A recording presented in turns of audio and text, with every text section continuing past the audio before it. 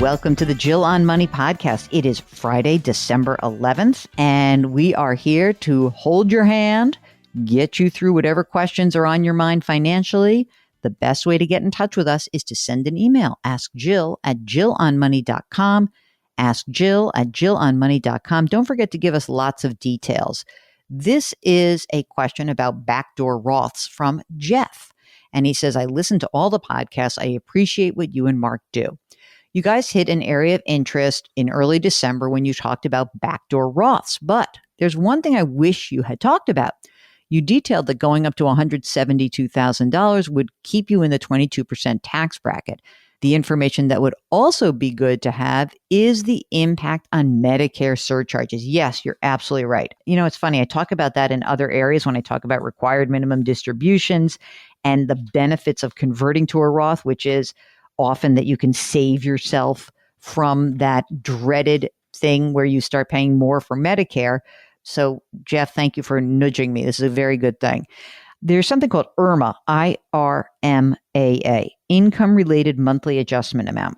And so when you have a certain amount of income, there is like a surcharge that you pay on your Medicare.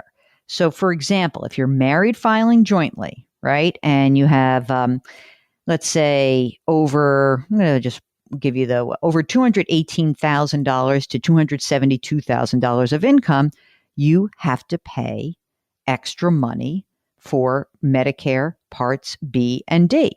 And the surcharges are $176 a month. And so if you've got way more income, like if you have more than, let's say, $750,000, you're paying $423 extra a month.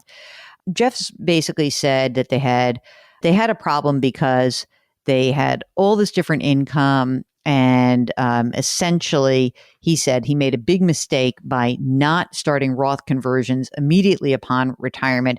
But now they both have Medicare and they're going to get hit with a surcharge. Ugh. Anyway, so is there any good website that helps calculate the tax implication and Medicare surcharge implications of converting certain amounts?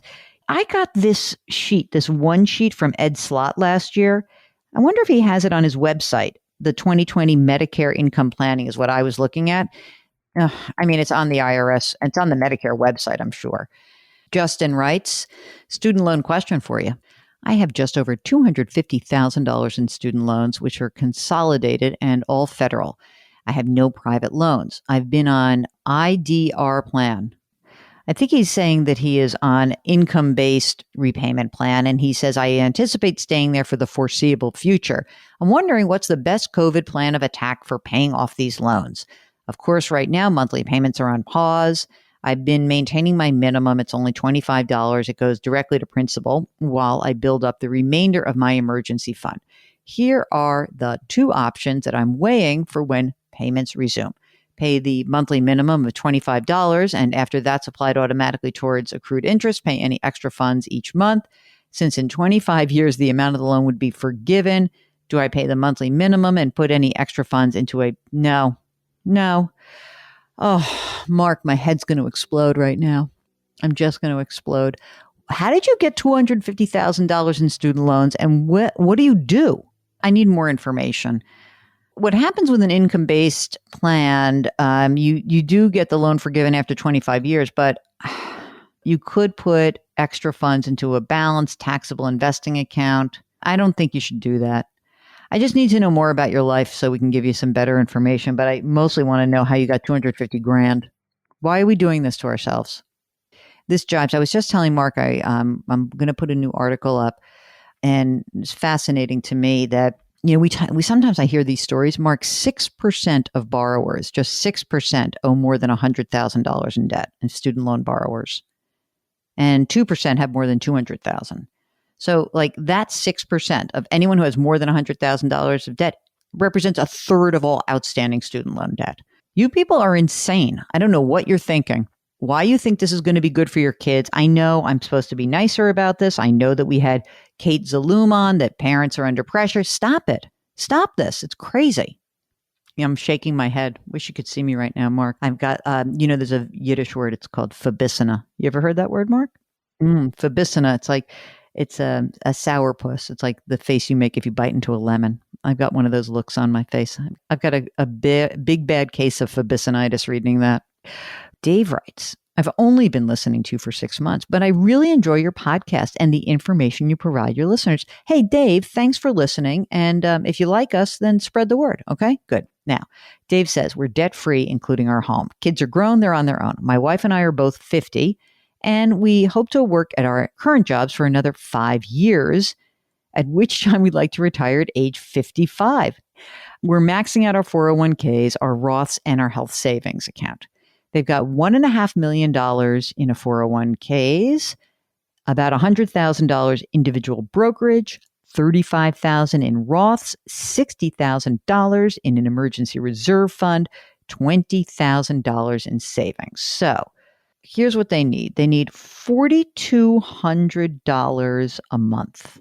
Let's see. Would it be advisable to reduce our 401k contributions just to the matching level?